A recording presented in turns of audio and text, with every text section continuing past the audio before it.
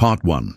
The rain fell with that peculiar persistence which seems to mark the most decisive moments of our lives, as if nature herself conspired to underscore the gravity of what was to unfold. Through the tall windows of the Whitmore mansion, the droplets traced their melancholy paths down glass that had witnessed 3 generations of wealth accumulate and dissipate like morning mist. Yet within these walls, on this particular evening in late autumn, a fortune more vast than any previous generation had dreamed possible lay in the hands of one man, a man whose very presence seemed to command the attention of destiny itself.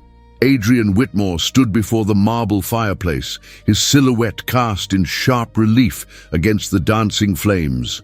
At 38, he possessed that particular magnetism, which wealth, when combined with intelligence and an almost ruthless self-possession, invariably bestows upon its owner.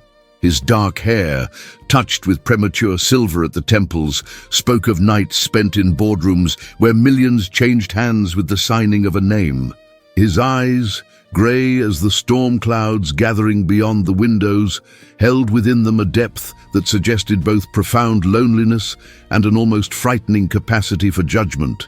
The 3 black cards lay before him on the mahogany desk, each one representing a sum that could transform lives, destroy them, or reveal the true nature of those who held them. They were not mere pieces of plastic. They were instruments of revelation, tools by which he might pierce the veil of human pretense and discover what lay beneath the carefully constructed facades that surrounded him daily. The test must be absolute, he murmured to himself, his voice carrying that low, measured tone which had commanded attention in corporate boardrooms across 3 continents. There can be no ambiguity, no room for doubt or misinterpretation. Adrian had not arrived at this decision lightly. The past year had brought revelations that had shaken his faith in human nature to its very foundations. 3 women had entered his life, each professing devotion, each claiming to see beyond the fortune that followed him like a shadow. Victoria Ashworth, the socialite whose beauty had graced the covers of magazines and whose family name opened doors that money alone could not breach. Isabel Cornwell, the actress whose tears could command standing ovations and whose smile had launched 1,000 charitable campaigns. And then there was Eleanor, whose very presence in his household had become as essential as breath itself, though he had never spoken of it, perhaps had never even fully acknowledged it to himself. The irony was not lost upon him that in seeking to understand the hearts of others, he had been forced to examine his own. What manner of man was he that he should require such elaborate machinations to discover truth? Yet the betrayals of the past year, his former fiancée's attempt to sell photographs of their private moments to the tabloids, his business partner's scheme to embezzle funds through a fabricated charity, his own cousin's effort to contest his grandfather's will, had created within him a fortress of suspicion that no ordinary approach could breach. The first card bore no name, only a number that would grant access to an account containing $500,000. The second, 1 million. The third, the sum that had caused even his usually imperturbable financial advisor to pause, $10 million, with instructions that the bearer might do with it whatever their conscience dictated. Each card came with but one condition. The choice must be made within 24 hours, and it must be made without consultation or deliberation with others. A soft knock interrupted his contemplations. "Enter," he called, not turning from the fire. "Mr. Whitmore," came the gentle voice that had become the soundtrack to his daily existence.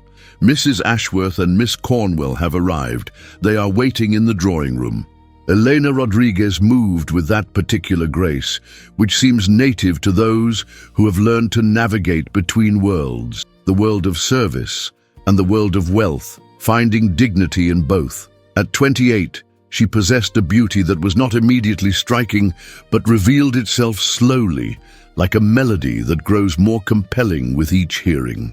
Her dark eyes held an intelligence that her position as head of household staff could not diminish, and her manner suggested depths that her uniform could not conceal. She had come to him 3 years prior, during the darkest period of his life, when his father's death had left him not merely an orphan, but the sole inheritor of an empire he had not yet learned to command. The household had been in chaos, the staff demoralized by years of his father's increasingly erratic behavior. Elena had arrived with references that spoke of her competence, but it was her innate understanding of both order and compassion that had transformed the mansion from a mausoleum of wealth into something approaching a home. "And Miss Rodriguez," Adrian said, finally turning from the fire, "I trust you received the message I sent to your quarters this morning." A slight flush colored her cheeks, but her voice remained steady. "Yes, Mr. Whitmore, though I confess I do not understand why you would require my presence at what appears to be a social gathering." How could he explain that her presence had become necessary to him in ways he scarcely understood himself? That in a world where every gesture carried the potential for calculation, her simple honesty had become as precious as any treasure in his vaults. Instead, he merely nodded toward the desk where the cards waited. "You will understand presently. For now, please ask Mrs. Ashworth and Miss Cornwell to join me here. And Elena." He paused, struck by the intimacy of using her first name, something he had never done in the presence of others. "Please remain. Your perspective may prove valuable." When she had gone, Adrian found himself studying his reflection in the darkened window. What would his grandfather have made of this evening's work? Old Marcus Whitmore had built his fortune through an understanding of human nature that bordered on the prophetic. He had known when to trust and when to doubt, when to show mercy and when to display strength. But he had also lived in an age when the social boundaries were clearer, when the masks people wore were more easily recognized as such. The sound of approaching voices drew his attention back to the present. Victoria entered first, as was her custom, her blonde hair arranged in the effortless perfection that spoke of hours with stylists, her dress a creation that had undoubtedly cost more than most people's annual salary. Behind her came Isabel, auburn-haired and green-eyed, moving with the studied grace that had made her famous on stages across Europe and America. "Adrian, darling," Victoria's voice carried that particular cadence which suggested breeding and education in equal measure. "How mysterious you sounded in your invitation. One might almost think you were planning some sort of dramatic revelation." Isabel laughed, the sound melodious and practiced. "Don't tease him, Victoria. Can't you see he's in one of his serious moods? I do hope this isn't about business. You know how such talk goes quite over my head." Elena entered behind them, closing the door with the quiet efficiency that marked all her actions. Adrian noted how the two women barely acknowledged her presence, as if she were merely another piece of furniture in the room. The observation struck him as somehow significant, though he could not yet say why. "Please, both of you, take a seat." Adrian gestured toward the leather chairs arranged before his desk. "What I have to discuss this evening is indeed serious, perhaps the most serious conversation we have ever had." Victoria's carefully shaped eyebrows rose slightly. "My dear Adrian, you're being positively Gothic. Should I be concerned?" "That," Adrian replied, moving to stand behind his desk, "is precisely what we are here to determine." He allowed his gaze to move from one woman to the other, noting how each reacted to his scrutiny. Victoria met his eyes with the confidence of one accustomed to being admired, while Isabel's expression suggested the slight nervousness of an actress uncertain of her role.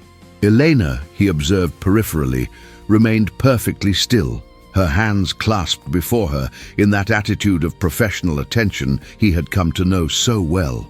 "For the past year," Adrian began, his voice carrying the authority that commanded boardrooms, "I have found myself questioning certain assumptions about the nature of human relationships, specifically the question of what draws people to one another and what sustains those connections when tested." Victoria's laugh carried a note of relief. "Oh, Adrian, is this about love? How wonderfully romantic, though I must say, your approach is rather clinical for such a tender topic." "Perhaps because," Adrian replied, I have come to believe that what we call love is often something far more practical, far more calculated than we care to admit. The words hung in the air like smoke from the fire, and Adrian watched as their implications settled upon his listeners. Isabel shifted uncomfortably in her chair, while Victoria's smile grew slightly fixed. Only Elena remained unchanged, though he fancied he saw something flicker behind her dark eyes, understanding perhaps, or sympathy. I have therefore devised a test, Adrian continued, reaching for the 3 black cards, a means by which we might discover truth where it exists, and deception where that prevails instead. He held up the first card, and the light from the fire caught its surface, making it gleam like polished obsidian. These cards represent more than money, though money is indeed what they contain. They represent choice, the choice to reveal one's true character when presented with opportunity unlimited by ordinary constraints. Victoria leaned forward, her blue eyes bright with curiosity. Adrian, you're being perfectly mysterious. What exactly are you proposing? I am proposing, Adrian said, placing the cards in a row upon the desk's surface, that each of you, yes, Elena, you as well, select one of these cards. Each contains access to a significant sum of money, though the amounts differ. More importantly, each comes with complete freedom regarding its use. There are no conditions, no restrictions, no requirements for explanation or justification. Isabel's green eyes widened. You mean, we simply take the money and do whatever we choose with it? Precisely. But why? Victoria asked, though her gaze remained fixed upon the cards. What purpose does this serve? Adrian walked slowly around the desk, his footsteps muffled by the Persian carpet that had been his grandfather's prize acquisition from a journey to the east. Because, he said, I believe that how one chooses to use unexpected wealth reveals more about character than any words or protestations ever could. The poor man who dreams of riches may imagine himself generous, but only when he possesses riches can he discover if that generosity was real or merely the fantasy of want. Eleanor spoke for the first time since the others had entered. Mr. Whitmore, surely such a test is unnecessary among friends. The slight hesitation before the final word suggested depths of meaning that Adrian found intriguing. Is it? Adrian asked, turning his grey eyes upon her. Or is it perhaps the only way to move beyond the comfortable deceptions that friendship and other relationships so often require? The fire crackled in the silence that followed, and the rain continued its insistent drumming against the windows.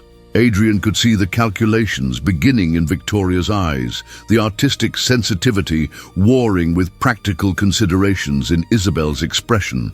But it was Elena's face that held his attention, for there he saw something that surprised him, disappointment, perhaps even hurt, though she quickly veiled both beneath her customary professional composure. The amounts, Victoria said finally, are they substantial? They are life-changing, Adrian replied, though what constitutes life-changing, I suppose, depends upon the life in question. Isabel stood abruptly, moving to the window as if seeking escape in the storm beyond. This feels wrong, Adrian, like you're trying to purchase something that should be given freely. Am I? Adrian asked. Or am I simply acknowledging what has always been true? That every relationship contains elements of transaction, of calculation, of benefit exchanged for benefit. The question is whether we can be honest about those elements, or whether we must always pretend they do not exist. Victoria rose as well, her silk dress rustling as she approached the desk. If we are to be honest, then let me say this. I have never pretended that your wealth was irrelevant to my interest in you, but neither have I pretended that wealth was all I saw in you. Then prove it, Adrian said quietly. Show me what else you see. The challenge hung between them like a gauntlet thrown down, and Adrian found himself genuinely uncertain what response it would provoke. Around them, the mansion seemed to hold its breath, as if even the very walls understood the significance of what was unfolding within them. Eleanor moved slightly, not approaching the desk, but positioning herself where she could observe all 3 participants equally. Adrian noted this with approval, She alone seemed to understand that this was as much about observation as participation, that the test lay not merely in the choice of card, but in how each person approached that choice. "Very well," Victoria said, her chin lifting with characteristic determination, "but I choose last. If this is truly a test of character, then let the others reveal theirs first." Isabel turned from the window, her actress's instincts perhaps recognizing the dramatic potential of the moment. "And I suppose I am to go first? The poor little actress, so easily tempted by the promise of wealth?" "The order matters not," Adrian said. "Only the choice itself." But even as he spoke, he realized this was not entirely true. The order would matter, for each choice would influence those that followed, and the final choice would carry the weight of all that had come before. Perhaps that was fitting.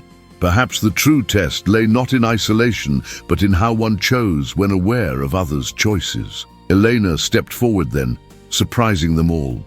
"If I may, Mr. Whitmore, I believe I understand now why you required my presence." Adrian raised an eyebrow, inviting her to continue. "You need someone who has nothing to gain or lose by the outcome, someone whose choice cannot be influenced by personal considerations."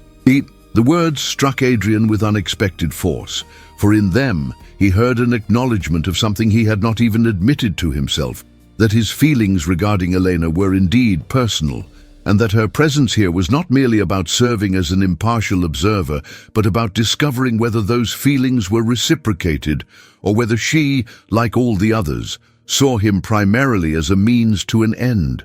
"Then choose," he said, his voice rougher than he intended. "Show us all what disinterested judgment looks like." Eleanor approached the desk with measured steps, her eyes not on the cards, but on Adrian's face.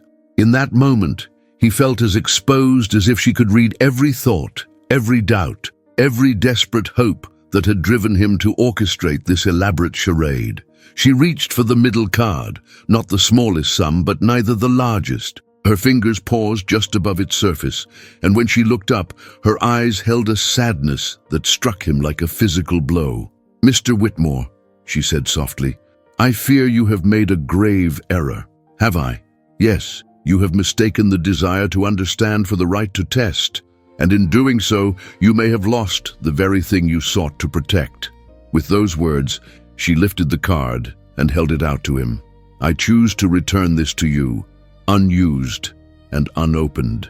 For I have learned that true wealth lies not in what we possess, but in what we are willing to sacrifice for the sake of what is right." The silence that followed was profound, broken only by the storm raging beyond the windows and the soft crackling of the fire. Adrian stared at the returned card, understanding in that moment that Eleanor had indeed passed a test, but not the one he had designed. Instead, she had revealed the poverty of his own understanding, the cruelty inherent in his need to quantify and measure what should have been accepted on faith. Victoria and Isabel watched in fascination, perhaps recognizing that they had witnessed something far more significant than the mere rejection of money. They had seen a woman choose principle over opportunity, dignity over advantage, and in doing so, she had transformed the entire nature of the evening's proceedings. "Elena," Adrian said, his voice barely above a whisper, "what have you done?" "What I had to do," she replied simply, "what anyone who truly cared for you would do, refuse to participate in your own diminishment."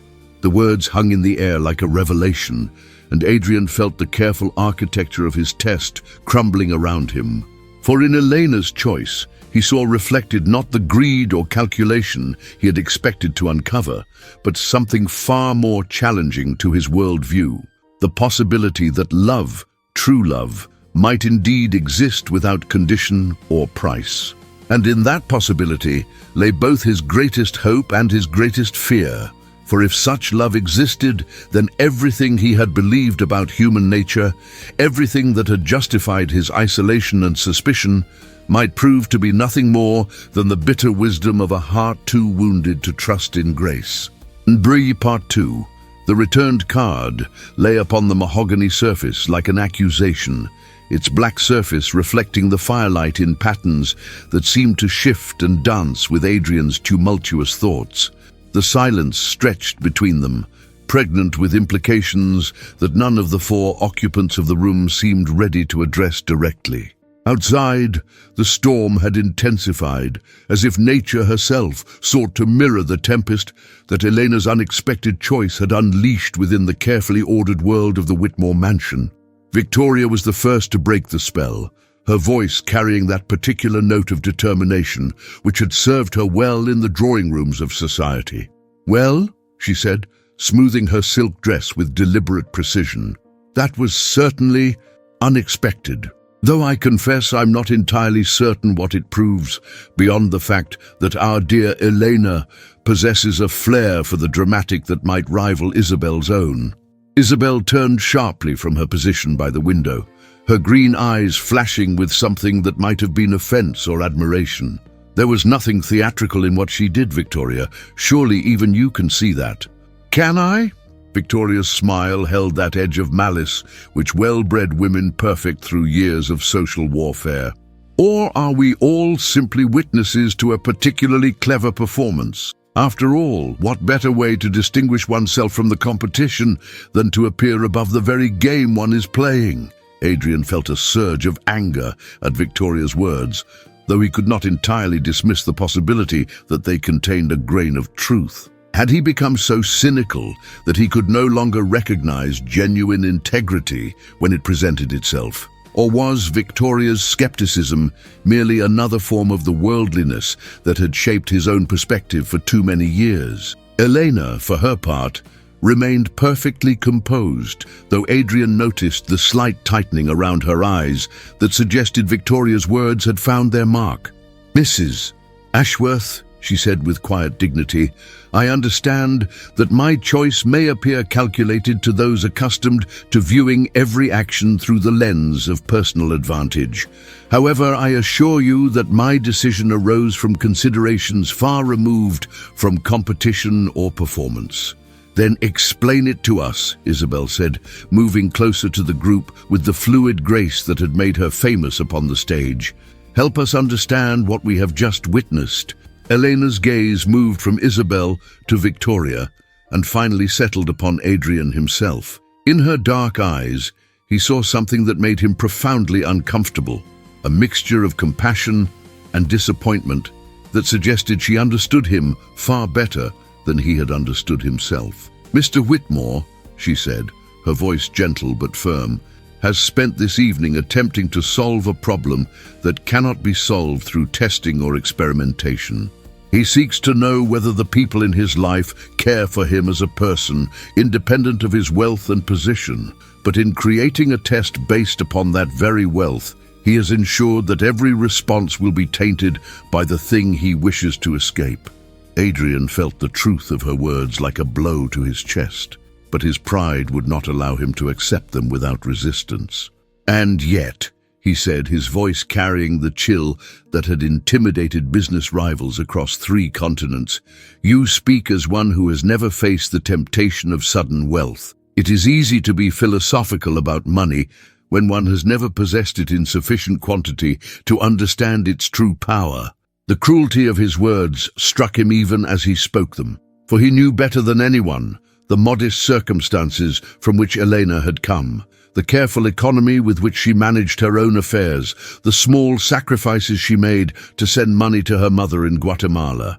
Yet some perverse impulse drove him to test her composure, to see if he could provoke her into revealing the calculation he had become convinced must lie beneath everyone's noble gestures. Elena did not flinch, though Adrian saw something flicker across her features, not anger, but something far worse, pity. "You are quite right, Mr. Whitmore," she said evenly. "I have never possessed great wealth, and perhaps my perspective is therefore limited. But I have observed wealth and its effects for 3 years in this household, and what I have learned is this: money reveals character, it does not create it. The generous heart remains generous, whether it commands millions or mere pennies. The selfish soul finds ways to be selfish regardless of its circumstances." Victoria laughed. the sound sharp and brittle in the warm room. How wonderfully noble!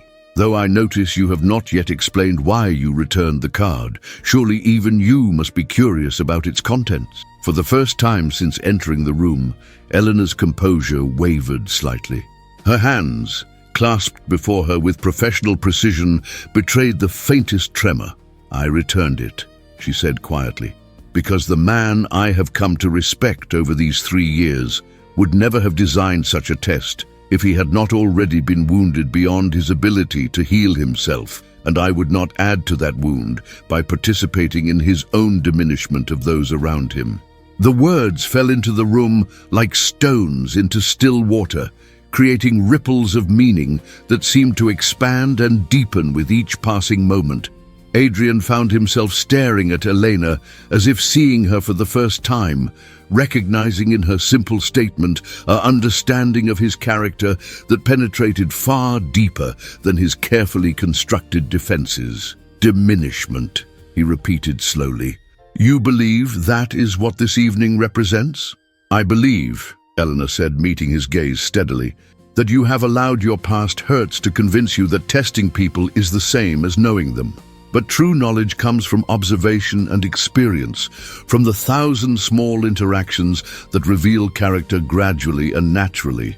What you have created here is not a test of our integrity, but a demonstration of your own lack of faith." Isabel moved suddenly, crossing to the desk with quick, decisive steps. "Then let me restore some of that faith," she said, reaching for the leftmost card. "I choose this one, whatever it contains, and I choose it gladly." She lifted the card with a flourish that suggested her theatrical background, but Adrian noticed that her hands were not quite steady. "You want to know who I am beyond my profession and my beauty? Very well. I am someone who believes that people deserve the benefit of the doubt, that love should be given freely and without elaborate justifications. If this card contains a fortune, I shall use it to support young artists who lack the advantages I was born with. If it contains a modest sum, I shall do the same on a smaller scale, and if it contains nothing at all, well, then I shall know that your test was designed not to reveal our characters, but to humiliate us for the crime of caring about you." She tucked the card into her purse with an air of finality, then turned to face Adrian, with her chin raised in challenge. "There! I have made my choice without hesitation, without calculation, and without knowing what I have chosen. Does that satisfy your need for authenticity?" Adrian found himself genuinely moved by Isabel's gesture, though he could not entirely suppress the analytical mind that immediately began questioning her motives. Was her choice truly spontaneous, or had Elena's example provided a template for nobility that Isabel was now following? Did it matter if the outcome was the same? Victoria remained seated, her blue eyes moving from the remaining card to Adrian's face, with an expression of calculation that she made no effort to hide. "Well," she said, with the smile that had graced countless charity galas and society pages, "it appears I am to be last, as I requested.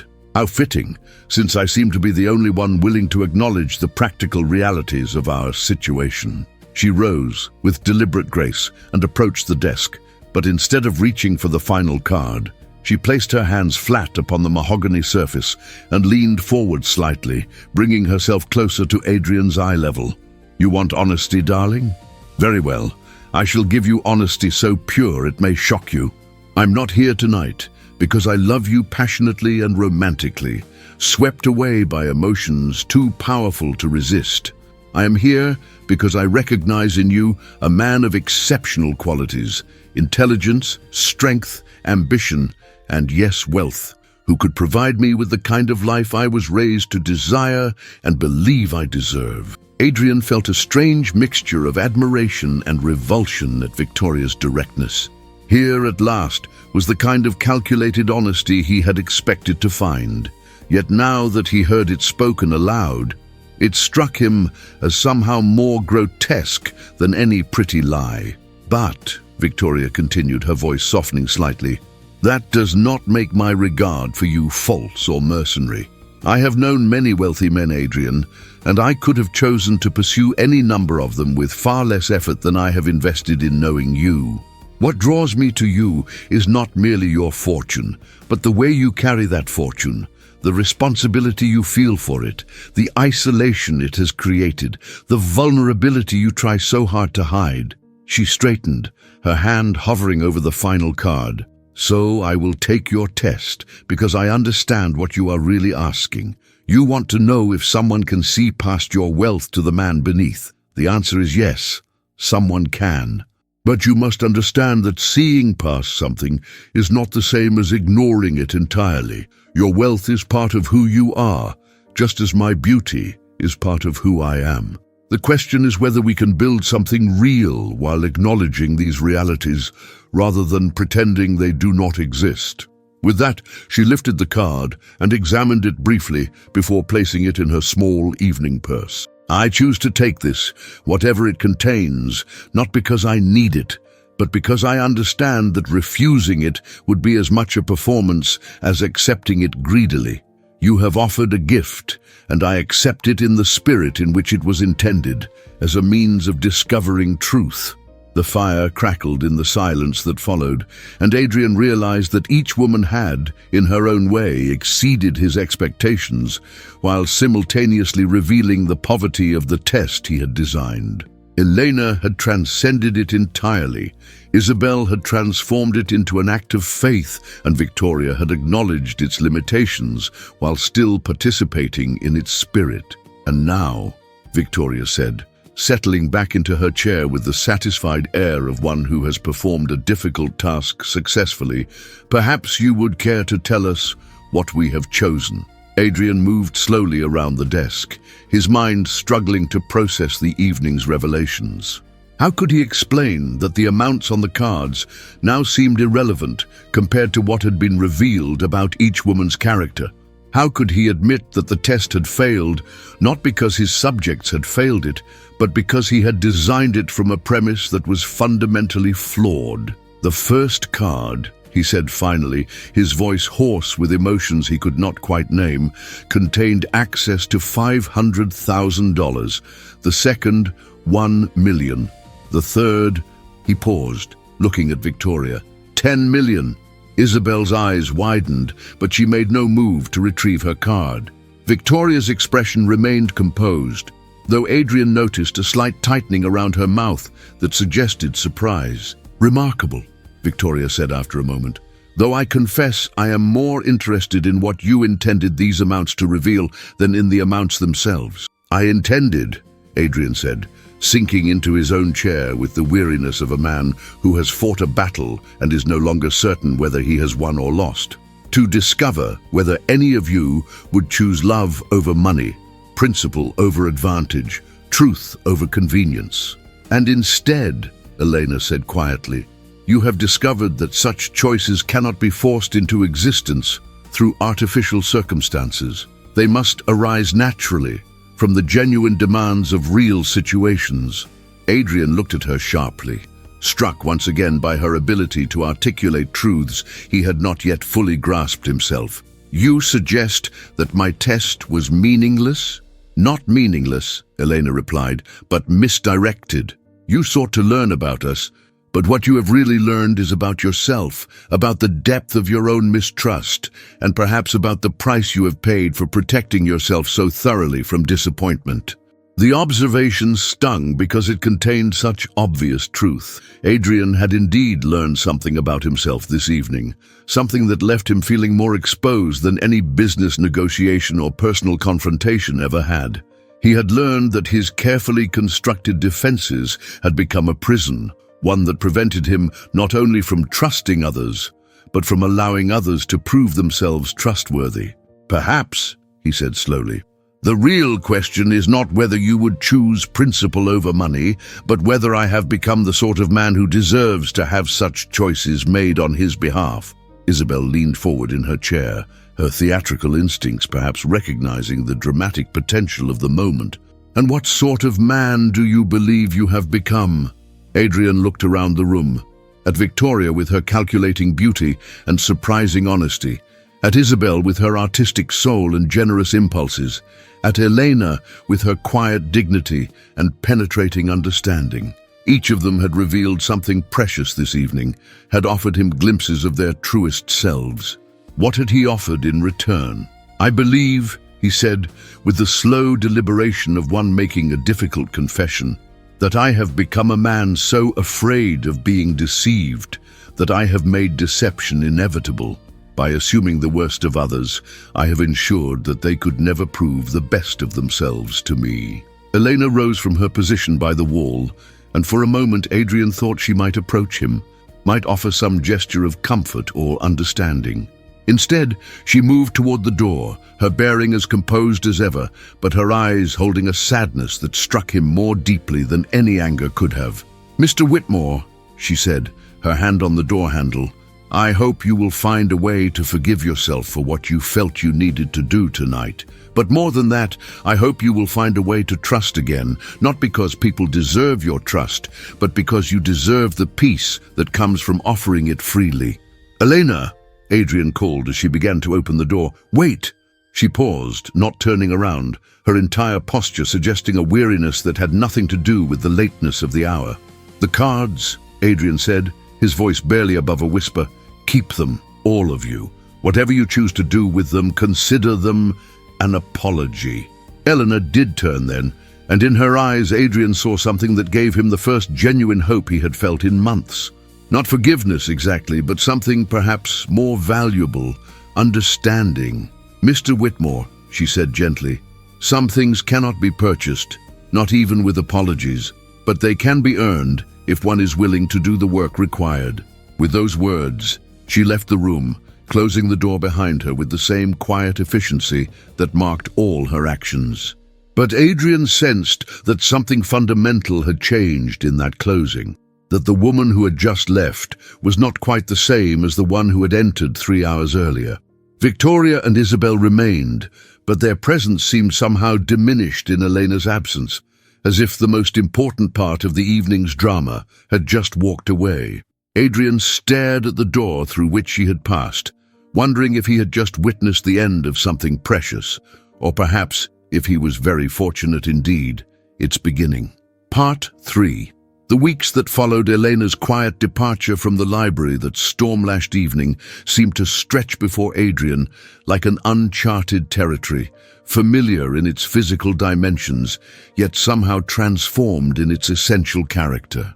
The mansion, which had always served as his sanctuary from the demands and deceptions of the outside world, now felt hollow in ways that mere space could not account for.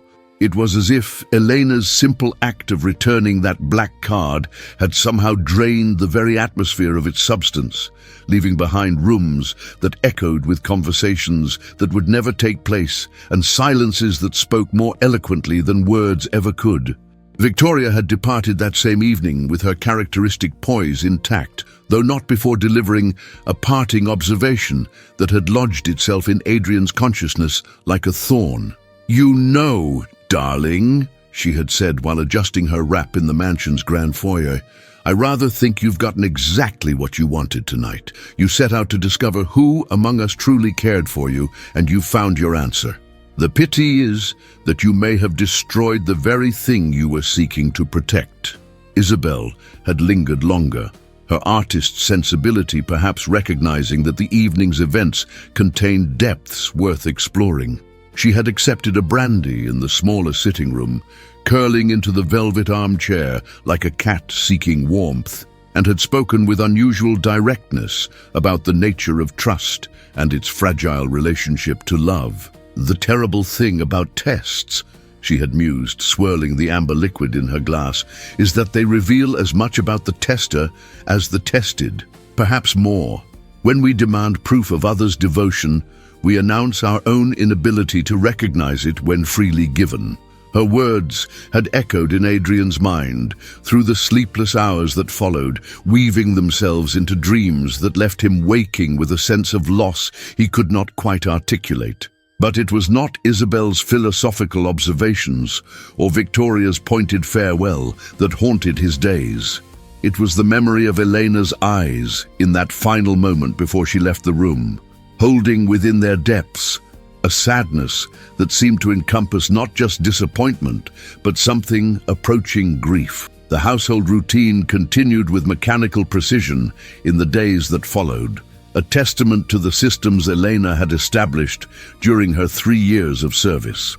Meals appeared at their appointed hours, correspondence was sorted and presented, the endless details of maintaining a property of such magnitude were handled with invisible efficiency. Yet, Adrian found himself acutely aware of the subtle changes that marked Elena's emotional withdrawal from her duties. Where once she had anticipated his needs with an almost telepathic understanding, now she fulfilled them with professional competence, but nothing more. The morning coffee appeared at precisely 7:30, prepared to his exact specifications, but gone were the small touches that had marked it as something more than mere service.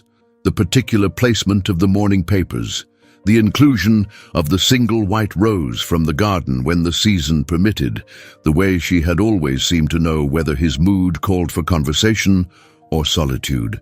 Their interactions, when they occurred, maintained the perfect facade of employer and employee, yet Adrian sensed beneath Elena's composed exterior a distance that felt somehow final.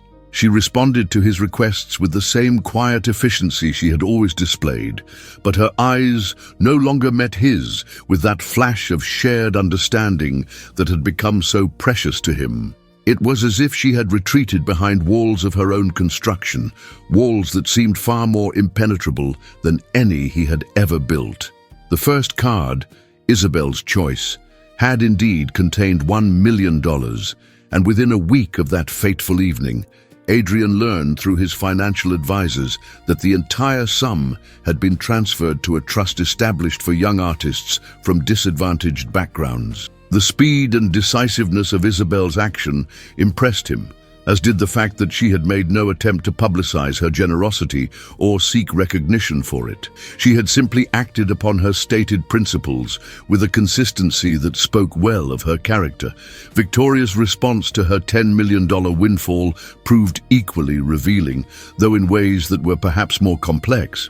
Rather than spending it immediately or investing it for personal gain, she had placed the money in a separate account and had written to Adrian requesting a meeting to discuss how it might best be used.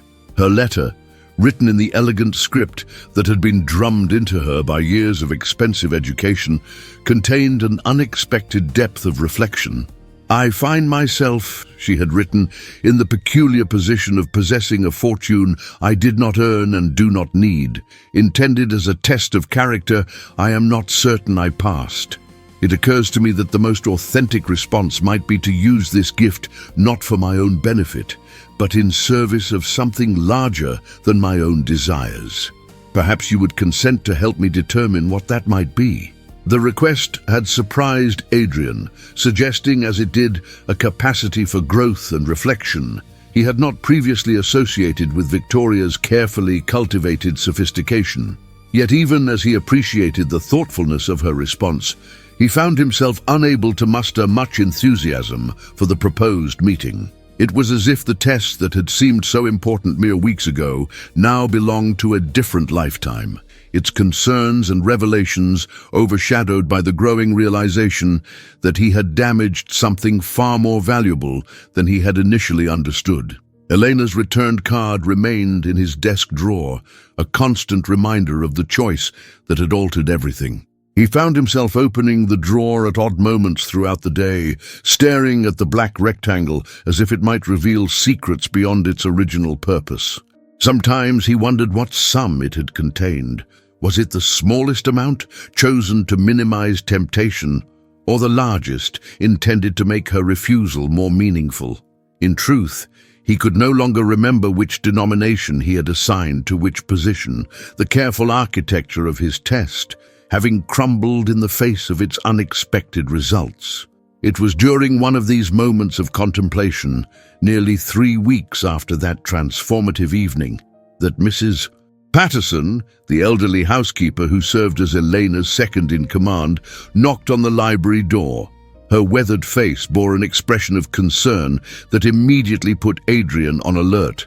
For Mrs. Patterson had weathered decades of household crises with unflappable calm. "Mr. Whitmore," she said, her Scottish accent more pronounced than usual in her distress, "I'm afraid I must speak with you about Miss Rodriguez." Adrian felt his chest tighten with an apprehension he could not quite name. "What about her, Mrs. Patterson?" "She's given notice, sir. 2 weeks, as is proper, but—" The older woman's composure wavered slightly. "Sir, she's been like a daughter to me these 3 years. I've never seen her so diminished. Whatever passed between you that evening when the ladies visited, it's broken something in her that I fear may not mend easily." The words struck Adrian like a physical blow, though he realized with bitter clarity that he had been expecting them on some level. Elena's withdrawal had been too complete, too resolute, to be merely temporary. Yet hearing it confirmed made the loss feel immediate and irreversible in ways that mere anticipation could not convey. "Did she say why she was leaving?" Adrian asked, though he suspected he already knew the answer. Mrs. Patterson's expression grew even more troubled. "She said it was time for her to seek new opportunities, that she felt she had learned all she could in this position. But, sir, if you'll forgive an old woman's presumption, I don't believe that's the whole truth. I believe she's running from something here, something that's causing her pain." Adrian closed his eyes, feeling the weight of responsibility settle upon his shoulders like a physical burden. He had sought to protect himself from deception and had instead created a situation that was causing genuine suffering to the one person who had never shown him anything but honesty and loyalty. "When did she submit her notice?" he asked. "This morning, sir. She's asked to work through the end of the month to ensure proper transition of her responsibilities. Less than 2 weeks. The thought of Elena leaving, of never again seeing her quiet presence in the halls of the mansion, of losing forever the possibility of repairing what his misguided test had damaged, filled Adrian with a desperation he had not felt since his father's death. Yet what right did he have to ask her to stay? What words could possibly undo the harm he had caused through his inability to trust in the goodness that had been freely offered to him? The afternoon stretched before him like a desert, each hour bringing him closer to a future that seemed suddenly barren of the quiet companionship that had become so essential to his daily existence. He found himself wandering the mansion's corridors, seeing them as if for the first time, the Persian rugs his grandfather had collected, the paintings that had been acquired over 3 generations, the endless accumulation of beautiful objects that had somehow failed to create a life of corresponding beauty. In the conservatory, where Elena often spent her free time tending to the tropical plants that thrived in the humid warmth, Adrian discovered evidence of her care in the form of small notes attached to various specimens, instructions for their continued care, warnings about particular sensitivities, recommendations for seasonal adjustments. The thoroughness of her preparations for departure spoke of a character that would never leave responsibilities unfulfilled, even when departing from a situation that had caused her pain. It was there, among the orchids and ferns that Elena had nurtured with such patient attention, that Adrian finally acknowledged the truth he had been avoiding for weeks. What he felt for Elena transcended gratitude for efficient service or appreciation for her professional competence. Somewhere in the course of their 3 years of daily interaction, he had come to love her, not with the dramatic passion that novels celebrated, but with something deeper and more enduring, the quiet recognition of a soul that complemented his own. The realization brought with it a fresh wave of self-reproach, for if he had understood his own feelings earlier, would he ever have subjected her to that degrading test? Would he have risked losing her for the sake of satisfying doubts that now seemed both petty and cruel? Yet even as he castigated himself for his blindness, Adrian recognized that perhaps it had been necessary to come so close to losing Elena to understand what she truly meant to him. That evening, as twilight painted the mansion's windows in shades of amber and rose, Adrian made a decision that would have seemed impossible mere months earlier. He would abandon the careful fortress of suspicion and calculation he had built around his heart. He would risk the vulnerability that he had spent years avoiding. He would tell Elena the truth about his feelings, not as an employer seeking to retain valuable staff, but as a man who had finally recognized that love, when genuine, required not tests or proofs, but simply the courage to offer itself without guarantee of reciprocation. The decision filled him with a terror more acute than any he had experienced in the boardrooms where millions were won and lost on the strength of a signature. For this was not a negotiation where terms could be adjusted or positions defended through superior knowledge or resources. This was an act of pure faith, the kind of faith that Elena had tried to teach him was possible even in a world where deception and calculation seemed to hold sway. As he prepared to seek her out, Adrian caught sight of his reflection in the library's darkened windows. The man who looked back at him bore the marks of wealth and power, the expensive clothing, the confident bearing, the subtle signs of privilege that had shaped every interaction he had known since childhood. Yet beneath these familiar markers, he thought he detected something new, the uncertain hope of someone who had finally learned that the most valuable things in life could not be purchased, controlled, or subjected to tests, but could only be received as gifts if one proved worthy of such grace. The night stretched before him like an uncharted sea, and Adrian felt himself standing at its edge, preparing to abandon the solid ground of his constructed certainties for the uncertain waters of authentic feeling. Elena's room was in the staff quarters on the mansion's 3rd floor, a space he had never visited, but which now seemed like the most important destination of his life. With each step toward that distant door, Adrian felt the weight of his past assumptions falling away, replaced by something infinitely more fragile and infinitely more precious. The possibility that he might yet prove himself worthy of the love that had been offered to him so quietly, so consistently, and with such devastating gentleness that he had nearly failed to recognize it as the miracle it truly was. Part 4.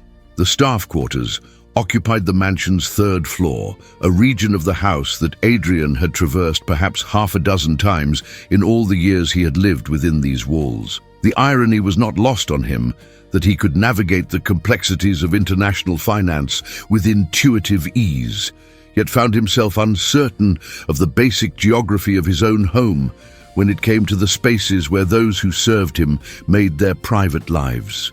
The narrow hallway, lit by simple fixtures rather than the crystal chandeliers that illuminated the main floors, seemed to stretch before him like a passage into foreign territory. Elena's door bore a small brass nameplate, E. Rodriguez, that spoke of Mrs. Patterson's attention to dignity even in the servants' quarters.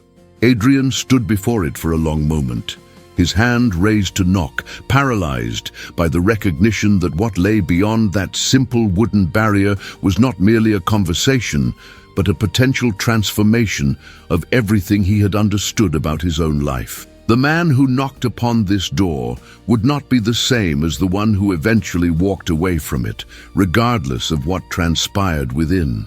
When his knock finally came, it was softer than he had intended, barely audible above the whisper of wind through the mansion's eaves. For a moment, he wondered if Eleanor had heard it at all and found himself hoping that perhaps she had not, that he might be granted a reprieve from the vulnerability he was about to embrace. But then came her voice, muffled by the door but unmistakably hers, carrying that note of surprised uncertainty that suggested she recognized something unusual in the lateness of the hour and the unexpectedness of any visitor. "Who is it?" "It's Adrian," he said, then immediately corrected himself with the formal address their professional relationship demanded. "Mr. Whitmore, I wondered if I might speak with you." The silence that followed stretched long enough for Adrian to question the wisdom of his impulse, to wonder if he was making a mistake that would only compound the damage his test had already inflicted. When the door finally opened, Eleanor appeared in the gap, wearing a simple white robe over what he assumed were her nightclothes, her dark hair loose around her shoulders in a way he had never seen it. The intimacy of her appearance struck him with unexpected force, reminding him that he was intruding upon her private space, her private time, in a manner that crossed boundaries he had never previously considered. "Mr. Whitmore," her voice carried genuine concern now, the kind of worry that immediate thoughts of emergency or crisis would naturally inspire. "Is everything all right? Has something happened?" "No," Adrian said quickly, then paused, recognizing that something had indeed happened, though not in the way she meant. "That is, there is no emergency, no crisis requiring your immediate attention. I wanted to speak with you about your notice." Eleanor's expression shifted almost imperceptibly, a veil of professional composure settling over her features, even as she stood in her doorway in her nightclothes. "Of course. Though perhaps this conversation would be more appropriate in the morning, in the proper setting." The gentle reproach in her words stung Adrian with the recognition that he was indeed behaving inappropriately, that his desperation to prevent her departure had led him to abandon the very protocols that had governed their relationship for 3 years. Yet the thought of another day passing without addressing the chasm that had opened between them seemed unbearable. "You're quite right," he said, stepping back from her door. "I apologize for the intrusion. It's just that, Elena, I cannot let you leave without explaining myself, without attempting to repair what I have broken."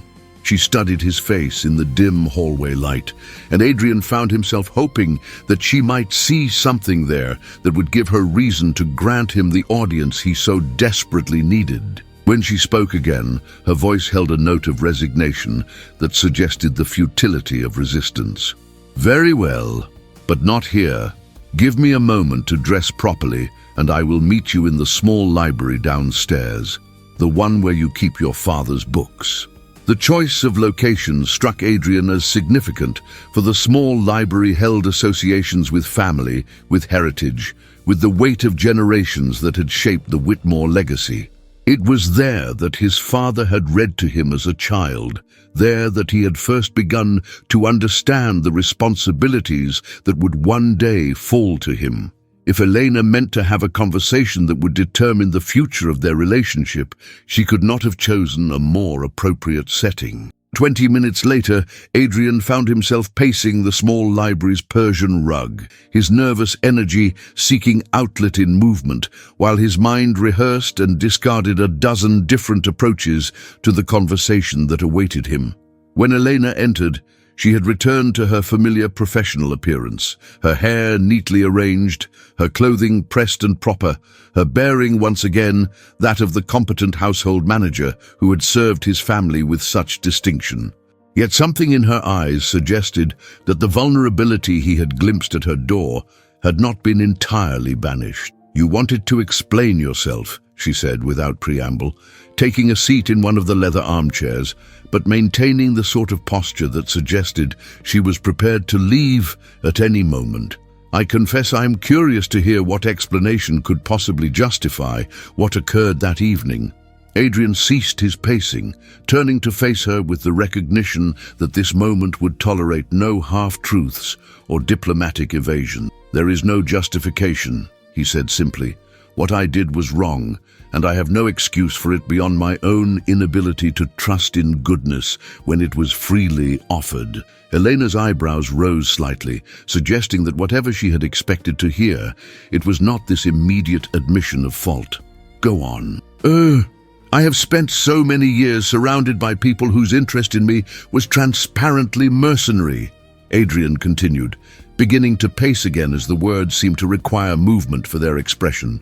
"Business associates who saw only opportunities for advantage, social acquaintances who calculated the benefits of my friendship, even family members who viewed my inheritance as something owed to them rather than earned. I became convinced that everyone who entered my life was performing some elaborate deception, that beneath every profession of affection or loyalty lay a calculation of personal benefit. And so you decided to test us," Elena said quietly. to force us to prove our virtue according to your specifications. Yes, the word came out like a confession in a court of law, carrying with it the weight of acknowledged guilt. I believed that by offering temptation, I could strip away pretense and discover truth. I thought I was being clever, scientific, objective. Elena leaned back in her chair, her expression thoughtful rather than accusatory. And what did you discover instead? Adrian stopped pacing, turning to meet her gaze directly. I discovered that I had become the very thing I claimed to despise, someone whose every action was calculated, whose every relationship was built upon suspicion rather than faith. I discovered that in seeking to protect myself from deception, I had made myself incapable of recognizing honesty. And what else? Eleanor asked, and something in her tone suggested that she knew there was more to his revelation than this general recognition of error. Adrian felt his throat constrict with the weight of what he was about to acknowledge. I discovered that I had fallen in love with a woman whose integrity so far exceeded my own, that I had nearly destroyed the very thing I most treasured through my inability to recognize its value. The words hung in the air between them, naked and irreversible, carrying implications that would reshape everything that followed. Elena's face showed no immediate reaction, but Adrian saw her hands tighten slightly on the arms of her chair, suggesting that his declaration had affected her more than her composed exterior revealed. "Mr. Whitmore," she said finally, her voice carefully controlled, "I must ask you to consider the implications of what you are saying. You are my employer. I am your employee. The power dynamic between us makes any romantic declaration inherently problematic."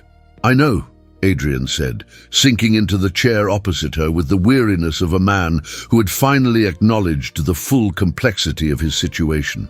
"I know that everything about this is inappropriate, problematic, potentially exploitative. I know that my feelings place you in an impossible position, that you cannot respond honestly without risking your professional reputation and financial security." "Then why?" Elena asked, and now Adrian could hear the first note of anger creeping into her voice. "Are you telling me this now? Why are you making my departure even more difficult than it already is?" The question struck Adrian with the force of its absolute reasonableness, and he found himself confronting the possibility that his confession was merely another form of the selfishness he had claimed to renounce. Was he truly seeking to repair the damage he had caused, or was he simply attempting to assuage his own guilt by unburdening himself of secrets that would only complicate Elena's life? "Because," he said slowly, working through the answer, even as he spoke it, "I realized that allowing you to leave without telling you the truth would be another form of deception. You have the right to know that your choice that night, your refusal to participate in my degrading test, opened my eyes to possibilities I had convinced myself did not exist. You have the right to know that your integrity, your kindness, your simple human decency taught me that love might still be possible even for someone who had forgotten how to trust." Elena rose abruptly from her chair, moving to the window that looked out over the mansion's darkened grounds. Her reflection in the glass seemed to waver in the lamplight, as if she too was struggling with the weight of revelation and change. "And what am I supposed to do with this knowledge?" she asked, her voice barely above a whisper. "What response do you expect from me?" Adrian felt the question pierce him with its essential fairness, its demand that he confront the selfishness that might still lurk beneath his apparent honesty. "I expect nothing," he said, and realized as he spoke that this was both true and the most difficult thing he had ever had to accept. "I hope for everything, but I expect nothing. I wanted you to know before you left that your example had changed me, that your refusal to accept my cynical view of human nature had begun to change that view itself." "Begun to change," Elena repeated, turning from the window to face him. "But not completed that change." Adrian met her gaze steadily, recognizing that this was perhaps the most crucial question she could have asked. "No," he said, "I am still the man who felt it necessary to test the people in his life. I am still struggling to trust in goodness without demanding proof. I'm still learning to believe that love can exist without conditions or calculations. The change has begun, but it will take time to complete, and it will require patient teaching from someone who understands these things better than I do. Elena moved closer to his chair, and Adrian felt his heart rate increase with her proximity, with the possibility that her next words might determine the entire future course of his life. "Mr. Whitmore," she said, and the formal address struck him like a physical blow. "What you are describing sounds very much like you are asking me to undertake the education of your heart, to remain here not as your employee but as your teacher? Your guide to emotional authenticity? I am asking you," Adrian said, rising to face her directly, "to consider the possibility that two people who care for each other might find a way to build something real despite the complications of their circumstances. I am asking you to help me become worthy of the feelings I have discovered for you." Elena studied his face for a long moment, her dark eyes searching for something he could only hope she would find. When she finally spoke, her voice carried a sadness that seemed to encompass not just their present situation, but the entire tragedy of human limitation and missed opportunity. "Adrian," she said, and the use of his first name struck him as more intimate than any endearment could have been. "Do you understand what you are asking of me? You are asking me to risk my professional reputation, my financial security, my emotional well-being, on the possibility that you might be able to learn to trust and love without reservation. You are asking me to gamble everything I have built for myself on your potential for growth rather than your demonstrated capacity for it." "Deal." The stark truth of her words forced Adrian to confront the magnitude of what he was requesting, the unfairness inherent in asking someone to invest in his possibility rather than his reality. Yet even as he acknowledged the reasonableness of her reluctance, he found himself unable to abandon the hope that had brought him to her door. "I am," he said quietly. "I am asking for exactly that leap of faith, because I have to believe, that what we might build together would justify the risks involved. I am asking you to bet on me, because I am finally ready to bet on us." Elena closed her eyes for a moment, and Adrian watched her face with the desperate attention of a man awaiting a verdict that would determine his fate. When she opened them again, he saw something that made his breath catch in his throat. Not the answer he hoped for, but something that suggested such an answer might be possible. Part 5. The silence that followed Adrian's declaration stretched between them like a bridge that neither dared to cross, fraught with possibilities that seemed to hover just beyond the reach of spoken words. Elena's eyes, which had always served as windows to a soul of remarkable depth and clarity, now reflected a complexity of emotion that Adrian found both encouraging and terrifying. He could see the struggle playing out behind her composed exterior, the professional caution warring with personal feeling, the practical concerns battling against what he dared to hope might be reciprocated affection. "Adrian," she said finally, her voice carrying a weight of deliberation that suggested every word had been carefully considered before being spoken. "There is something I must tell you, something that may change your perspective on what you believe has passed between us." Adrian felt his chest tighten with apprehension, though he could not have said what he feared to hear. "Tell me." Elena moved to the small writing desk that had belonged to his father, her fingers tracing the leather inlay with a familiarity that spoke of countless hours spent managing correspondence in this very room. "That night, when you presented us with your test, when I refused to take the card, I need you to understand that my choice was not made in ignorance of its implications. I'm not certain I follow." She turned to face him directly, her bearing still professional, but her eyes holding a vulnerability that took his breath away. "I knew, Adrian, I had known for months, perhaps longer, that you were struggling with questions about the authenticity of the relationships in your life. I had seen the way you watched people, looking for signs of deception, testing loyalty in small ways you thought no one would notice." Adrian felt heat rise in his cheeks as he realized that his carefully hidden suspicions had been transparent to someone who observed him daily. "You knew that I doubted everyone around me? I knew that you had been hurt, repeatedly and profoundly, by people who should have been trustworthy.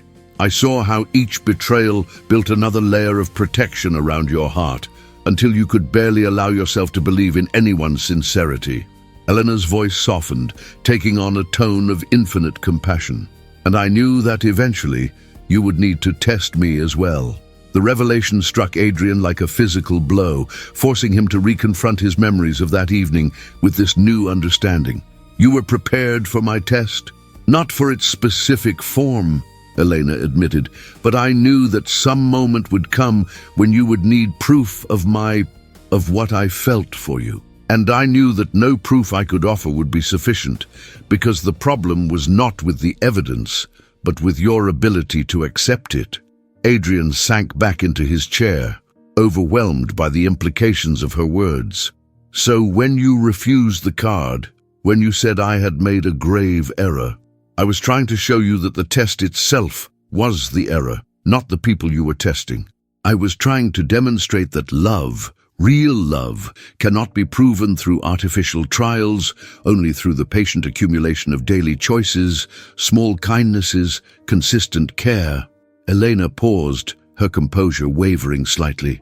"I was trying to teach you that I had already been proving my feelings for you, every day for 3 years, in ways too subtle for suspicion to detect."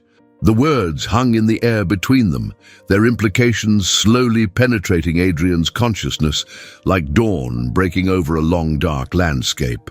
Elena had not merely refused his test, she had been offering him a different kind of proof all along, one that his wounded heart had been too defended to recognize. 3 years, he repeated slowly. "Elena, are you telling me that your feelings—" "I am telling you," she said, her professional composure finally cracking to reveal the woman beneath, "that I fell in love with a man who was too afraid of being deceived to notice that he was already being loved, quietly and completely, by someone who asked nothing in return but the privilege of caring for him." Adrian felt the world shift around him, as if everything he had understood about his life had suddenly been revealed as a misperception of vast proportions. Elena had loved him, had been loving him, while he orchestrated elaborate tests to discover whether such love existed. The irony was so profound, so devastating in its implications, that he found himself struggling to draw breath. "My God," he whispered. "Elena, what have I done to you?" She moved closer to his chair, and for the first time since entering the room, her bearing was not that of an employee addressing her employer, but of a woman speaking to a man whose pain had become her own. "You have done what wounded people do," she said gently. "You protected yourself in the only way you knew how. The question now is whether you can find the courage to stop protecting yourself long enough to accept what has always been freely offered." Adrian looked up at her, seeing for the first time not the efficient household manager who had served his family with distinction, but the woman who had quietly, patiently, lovingly tended not just to his physical comfort, but to the deeper needs he had never acknowledged even to himself. How many small gestures had he interpreted as mere professional competence? How many moments of genuine care had he dismissed as excellent service? "Eleanor," he said, rising to face her, "I have been blind. Worse than blind, I have been willfully ignorant of the greatest gift anyone has ever offered me." "Not willfully," she corrected, her hand reaching up to touch his face with a tenderness that nearly undid him completely. "You were protecting a heart that had been broken too many times. I understood that. What I couldn't understand was why you felt the need to break mine in the process of healing your own." The accusation, delivered with such gentle sadness, struck Adrian with the full force of his culpability.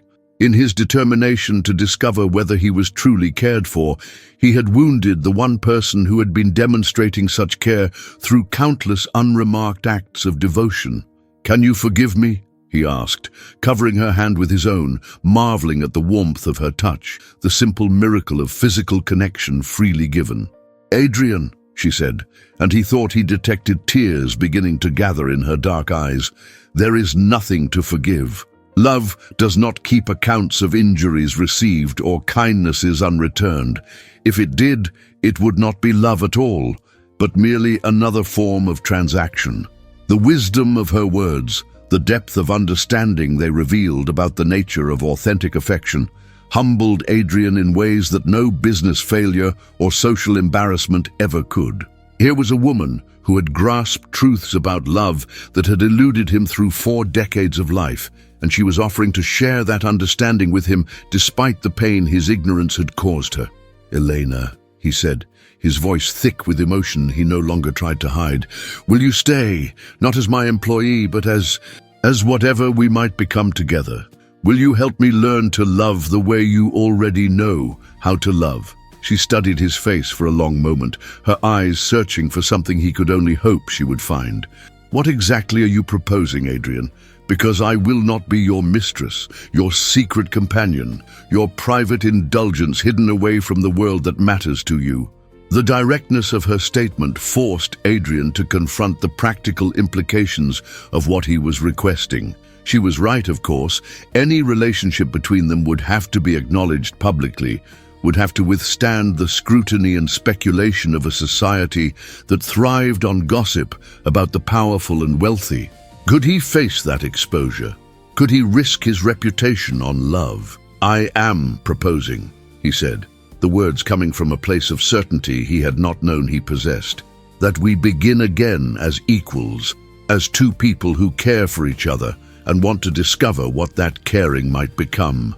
I'm proposing that I resign from the role of employer and you from that of employee, and that we meet each other in the space between as simply Adrian and Elena, with no other obligations than those we choose to create." "And how," Elena asked practically, "would such a transformation be accomplished? I have no independent means, no other source of income. You cannot simply wish away the realities of our different circumstances." Adrian felt a smile begin to form on his lips as he realized that here, at last, was a problem that his resources could solve without creating moral complications. "Actually," he said, "I can, or rather, we can together. Elena, what would you say to managing a foundation dedicated to supporting causes you believe in, with a salary that would make you financially independent, a position that would give you professional fulfillment, and the freedom to choose your own relationship to the man who would serve as chairman of the board?" Elena's eyes widened with surprise and something that might have been hope. "You would create such a position for me." "I would create it with you," Adrian corrected. "The foundation has been something I have considered for years, but I lacked the vision to know how it should operate, what causes it should champion. Your wisdom, your understanding of genuine need, your ability to see beyond the superficial, these would be invaluable in such work." And for the first time since entering the room, Elena smiled, and the transformation it wrought in her features reminded Adrian of why he had first begun to notice her presence, in ways that transcended mere professional appreciation. And this would solve our problem of appropriate social positioning. It would give us the freedom to discover what we mean to each other without the complications of employer and employee, Adrian agreed. It would allow us to begin again on equal footing, with equal investment in whatever we might build together. Eleanor moved to the window again, but this time her posture suggested contemplation rather than distress. When she spoke, her voice held a note of wonder that made Adrian's heart race with possibility. "Do you know what strikes me most about this proposal?" she asked without turning around. "What? For the first time since I have known you, you are offering to give something of value without asking for proof of worthiness in return. You are simply trusting that I will use such a gift wisely, that my character is sufficient guarantee of good stewardship." Adrian felt the truth of her observation settle over him like a benediction, recognizing in it the evidence of the very change he had hoped to demonstrate.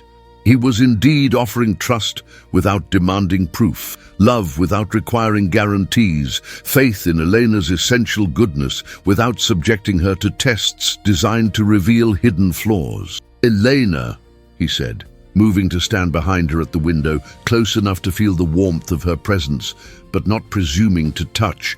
"Does this mean you will consider staying? Will consider allowing me to court you properly, as you deserve to be courted?"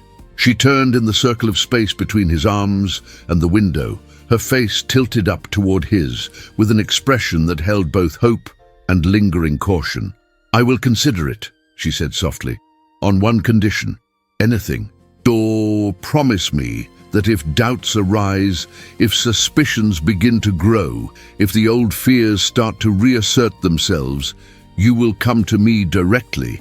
Promise me that we will face whatever challenges arise together through honest conversation rather than elaborate tests." Adrian looked down into her upturned face, seeing in her features not just beauty, but the strength of character that had sustained her through 3 years of loving someone too wounded to love her back, and felt his heart expand with a gratitude so profound it threatened to overwhelm him. "I promise," he said, and meant it with every fiber of his being.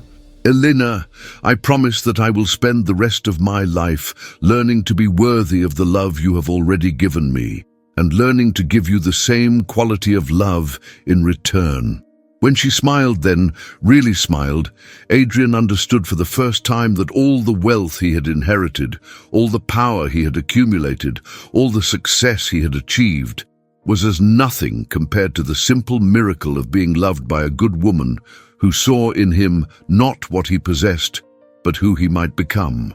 And when she finally rose on her toes to kiss him, softly and with infinite tenderness, Adrian realized that the test he had designed to measure others had ultimately revealed the most important truth of all, that love, when real, required not proof, but faith. Not guarantees, but courage. Not tests, but trust in the fundamental goodness that could exist between two hearts brave enough to offer themselves without reservation to the beautiful uncertainty of genuine affection. Part 6. Conclusion. 1 year later, Adrian stood once again in the library of the Whitmore mansion, but the man who gazed out at the autumn landscape bore little resemblance to the suspicious, isolated figure who had orchestrated that fateful test of black cards. The transformation had not come easily or without cost. The journey from cynicism to trust had required him to confront not only his assumptions about others, but his deepest beliefs about his own worthiness of love. Yet as he watched Elena move through the garden beyond the windows, directing the placement of chairs for the evening celebration, he marveled at how completely his understanding of wealth had been revolutionized. The Elena Rodriguez Foundation had exceeded even Adrian's most optimistic projections for impact and influence. Under Elena's visionary leadership, it had become a beacon of hope for underserved communities across 3 continents, funding education initiatives, healthcare programs, and small business development with the efficiency and compassion that had earned recognition from international humanitarian organizations.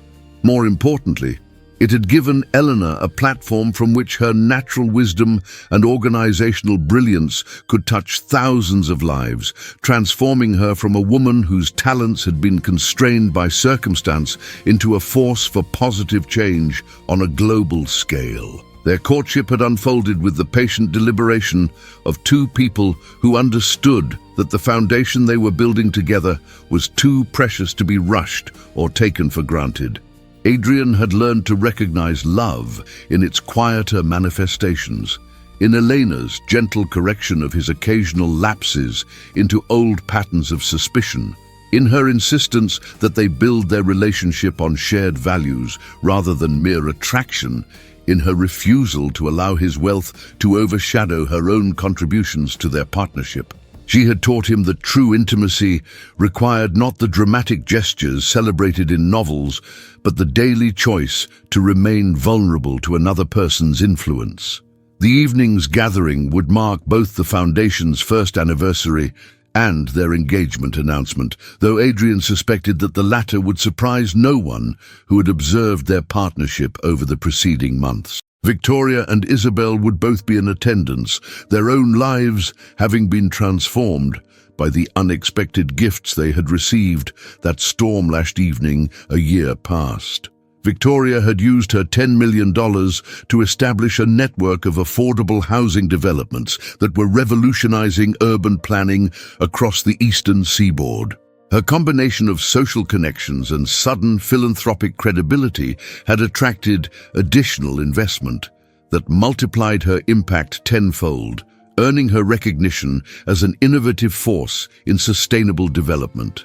More personally, her experience with Adrian's test had led her to examine her own relationships with greater honesty, ultimately resulting in a genuine romantic connection with the architect who designed her housing projects, a man whose integrity and vision had won her heart in ways that wealth never could. Isabel had parlayed her $1 million gift into a scholarship fund for aspiring actors from disadvantaged backgrounds, but more significantly, she had discovered in herself a talent for mentoring that rivaled her stage abilities. The young artists she supported had begun to achieve recognition in their own right, creating a ripple effect of opportunity that extended far beyond the original financial investment. Her work had also brought her into contact with a documentary filmmaker whose passion for social justice had ignited something in her that mere professional success had never touched. Both women had written to Adrian, expressing gratitude not for the money itself, but for the crisis of character that had forced them to examine what they truly valued. In their letters, he had glimpsed the profound truth that Elena had tried to teach him from the beginning, that his test had revealed not their mercenary nature, but their capacity for growth, their willingness to be transformed by unexpected opportunity into better versions of themselves. The black cards themselves had become something of a legend within their circle, symbols not of the cynicism that had inspired them, but of the possibility for redemption that existed even in the most misguided actions. Adrian had framed the card that Elena had returned to him, hanging it in his private study as a reminder of the moment when someone had loved him enough to refuse his attempt to diminish both her character and his own. Mrs. Patterson emerged from the mansion's side entrance, her weathered face bright with satisfaction as she supervised the final preparations for the evening's festivities. At 73, the elderly housekeeper had become something of an unofficial grandmother to Adrian and Elena, her delight in their happiness evident in every proud smile and fond scolding. She had been the first to recognize the depth of feeling that had developed between them, and her gentle matchmaking efforts had become a source of affectionate teasing from both parties. "Mr. Adrian," she called across the terrace, her Scottish accent carrying clearly in the crisp autumn air, "Miss Elena says to tell you that the caterers have arrived and she could use your assistance with the wine selection." The casual use of his first name, which Mrs.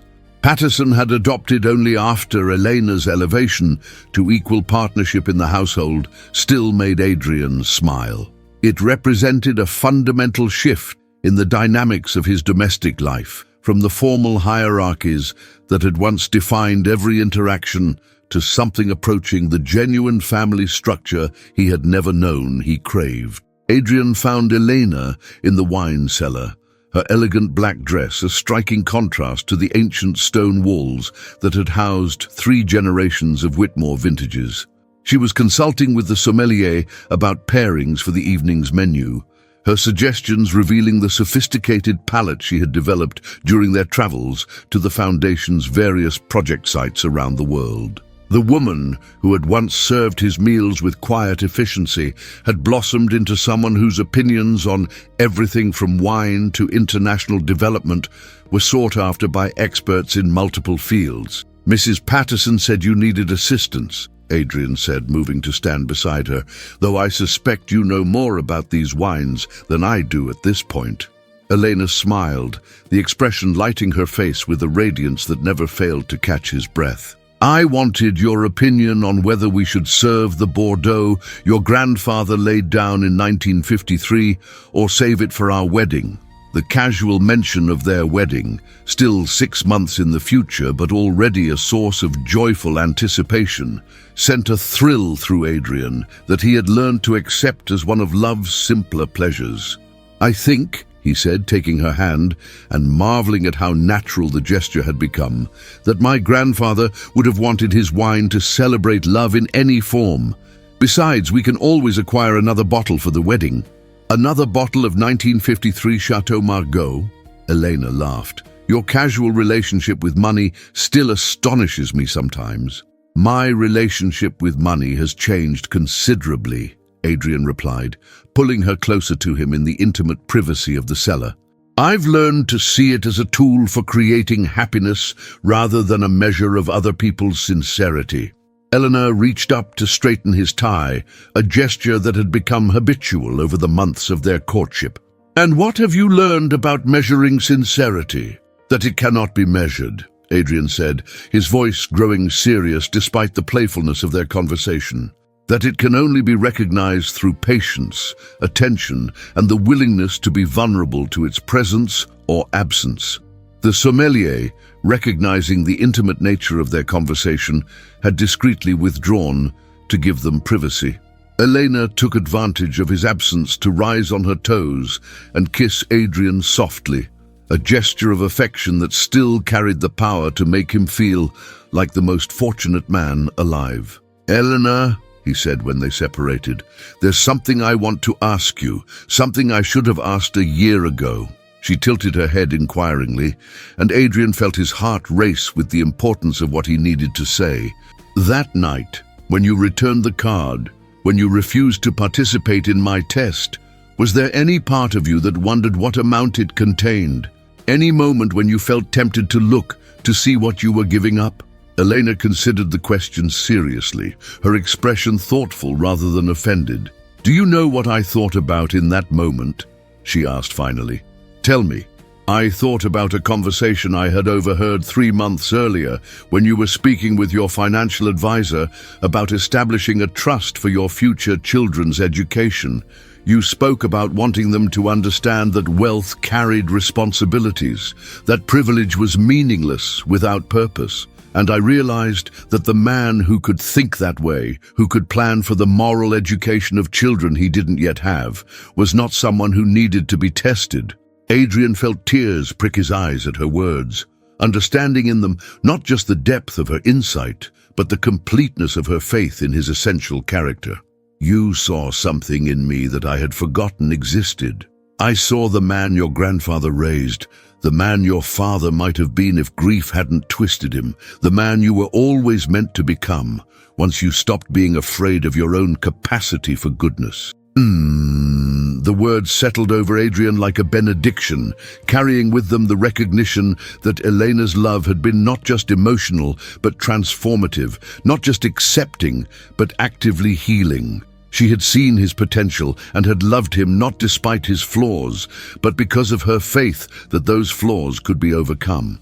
Elena, he said, his voice thick with emotion, I want to spend the rest of my life proving worthy of that faith. Adrian, she replied, her hands framing his face with infinite tenderness, you already have. Every day for the past year, every choice you've made to trust instead of doubt, to give instead of hoard, to love instead of fear, you've been proving it. The man I fell in love with 3 years ago was worthy. He just needed to learn to see himself through eyes unclouded by old pain. As they stood together in the wine cellar that had witnessed 3 generations of Whitmore celebrations, Adrian understood that he had discovered something infinitely more valuable than any treasure his family had accumulated. He had found a love that transformed rather than merely validated, that challenged rather than simply comforted, that saw not just who he was, but who he could become. The evening's celebration would mark many milestones: the foundation's success, the announcement of their engagement, the first anniversary of the test that had nearly destroyed what it sought to discover. But more than any of these, It would celebrate the triumph of faith over fear, of trust over suspicion, of love over the elaborate defenses that wounded hearts construct to protect themselves from further injury.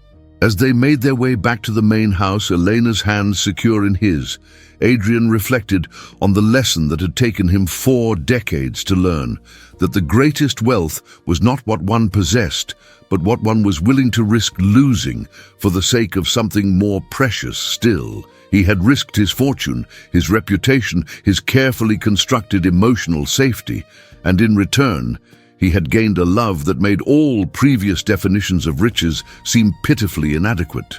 The black cards had served their purpose after all, though not in the way he had intended. They had revealed not the mercenary nature of those around him, but the poverty of his own understanding, not the absence of authentic love, but his inability to recognize it when freely given. Most importantly, they had taught him that true wealth lay not in what he could buy or control, but in what he could offer without guarantee of return. His trust, his vulnerability, his imperfect but ever-growing capacity for the kind of love that Elena had been quietly demonstrating all along. As the first guests began arriving for the evening's celebration, Adrian felt a profound sense of gratitude wash over him. He had been given a second chance at happiness, an opportunity to love and be loved without reservation, a partnership that would allow him to use his privileges in service of something larger than his own security. The test was over, and he had passed, not by proving his worth to others, but by finally learning to trust in the possibility that he might be worthy of the love he had so desperately needed and so nearly destroyed.